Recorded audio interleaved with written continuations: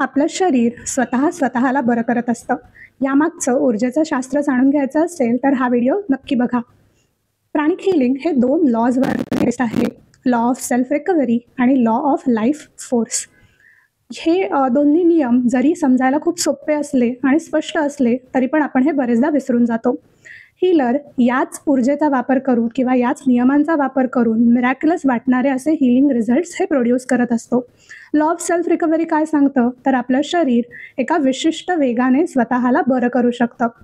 हा आपण प्रत्येकाने अनुभव घेतला असेल की जर आपल्याला काहीतरी छोटंसं लागलंय, खरचटलंय, कापलं गेलंय, जेवण बनवताना छोटा-मोठा चटका लागलाय, तर आपण काहीही औषधोपचार नाही जरी केले किंवा एक प्राथमिक उपचार करून सोडून जरी दिलं, तरीही ती जखम पूर्णपणे बरी होते. किंवा साधं सर्दी, खोकला, डोकेदुखी यासारखे आजार आपण काहीही औषध न घेतलं, आराम केला, तरीही ते बरे होतात. हे कशामुळे? तर आपल्या शरीराच्या सेल्फ रिकव्हरीच्या कपॅसिटीमुळे. ही सेल्फ रिकव्हरी कशामुळे शक्य होते हे आपण पुढच्या व्हिडिओमध्ये बघणार आहोत. पुढचा व्हिडिओ बघण्यासाठी आपल्या YouTube आणि Instagram पेजला नक्की फॉलो करा. धन्यवाद.